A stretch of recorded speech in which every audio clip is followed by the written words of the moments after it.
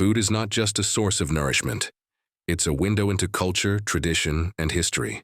Learning to talk about food in English can enrich your vocabulary, improve your conversational skills, and enhance your ability to connect with others from different cultures.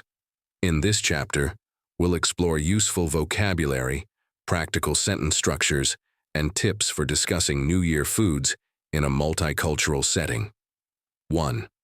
Food-related English vocabulary for New Year. Let's start with a list of useful words and phrases related to New Year foods.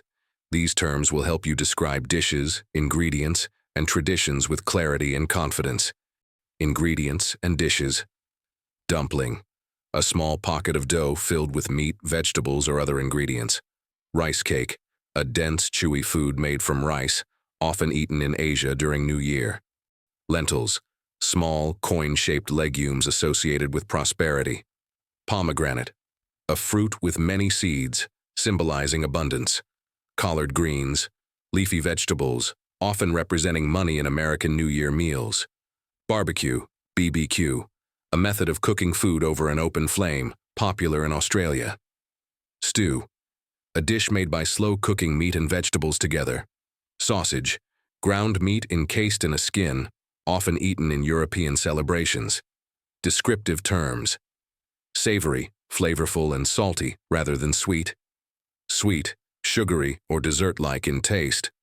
Tangy, a sharp, slightly sour flavor. Hearty, filling and satisfying, often describing soups or stews. Crispy, crunchy on the outside, such as fried dumplings.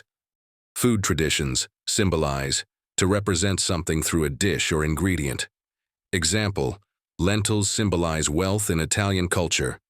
Custom, a traditional practice or habit. Example, eating grapes at midnight is a New Year custom in Spain. Celebration, a festive event or gathering. Example, New Year celebrations often involve large family meals. 2. Common sentence structures for describing food. To effectively describe New Year foods, use these sentence patterns. Describing appearance, taste and texture appearance. This dish is golden brown and looks crispy on the outside. The rice cake is round and smooth. Taste. It tastes sweet and slightly tangy. The soup has a savory and rich flavor. Texture. The noodles are soft and chewy. The dumplings are tender on the inside with a crispy exterior. Explaining traditions. This food is eaten during New Year because it symbolizes good luck. In my culture, we eat this dish to bring health and happiness for the year ahead. Comparing foods across cultures. In China, people eat dumplings for prosperity, while in Italy, lentils represent wealth.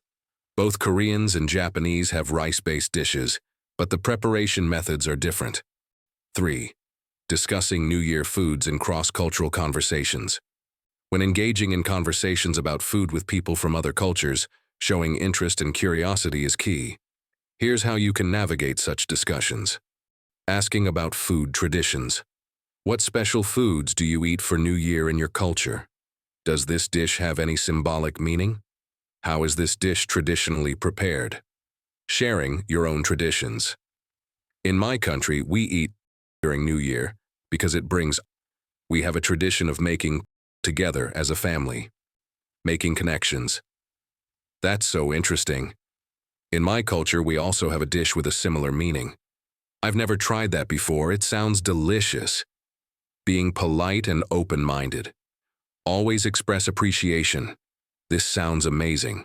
Or, I'd love to try that someday. Avoid judging unfamiliar foods. Instead, ask questions to learn more. Discussing New Year foods in English is not just about language. It's about building bridges across cultures. By using descriptive vocabulary, practicing common sentence patterns, and engaging in cross-cultural conversations, you can share your own traditions while learning about others.